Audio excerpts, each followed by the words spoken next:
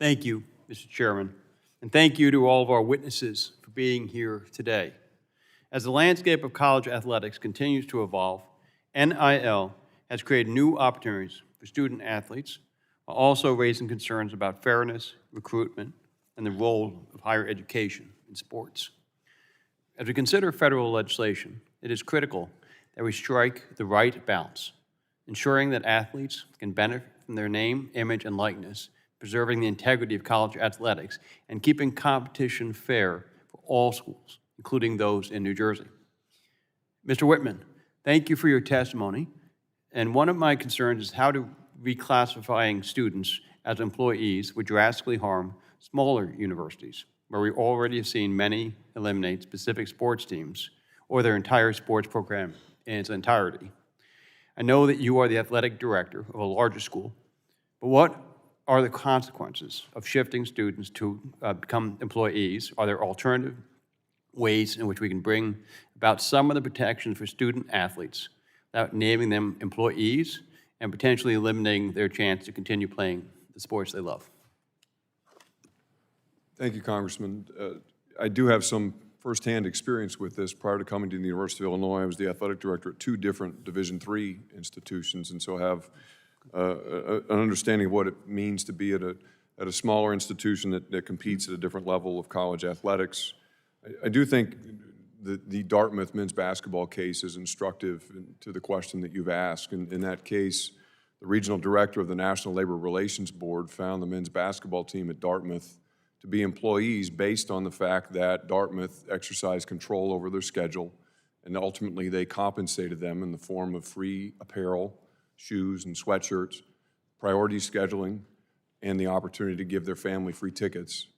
The problem with that is the test. Then every student athlete in America at every Division I, Division II, and Division III institution is also an employee, because every school provides free sweatshirts, free shoes, free tickets for their kids to have, for their families to attend their games. And that becomes a tremendous problem. If schools like University of Wisconsin-La Crosse, where I began my athletic director career, were forced to begin compensating student athletes, they don't have the financial resources to support a program that is required to do that. And ultimately, they'll have to make decisions that may ultimately result in significant reduction in opportunities for student athletes and potentially even the closure of full programs. And that would be catastrophic for the educational mission of college athletics. Thank you. Coach Beamer, do you feel NIL opportunities have created challenges in maintaining team chemistry? And if so, how do you keep players focused on the team?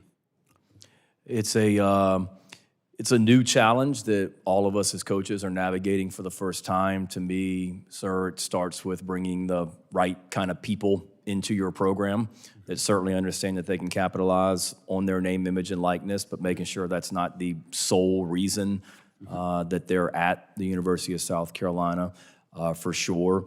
And they understand all of our players, they're not, but they all have a goal of going to professional football, and that's an aspect of professional football as well. Players getting paid, and some guys are going to be making more on their name, image, and likeness in college, just like the NFL players will be as well when they're paid a salary. Okay. And how can federal NIL legislation create a fair playing field for all student athletes, including those at smaller schools or in non-revenue sports?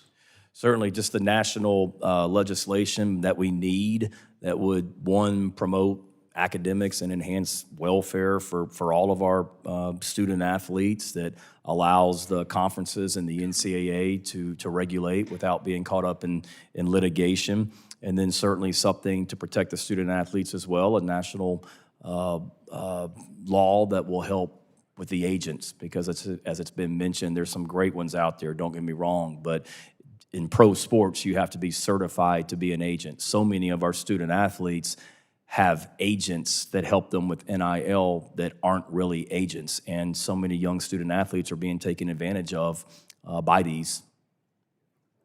Thank you. You back.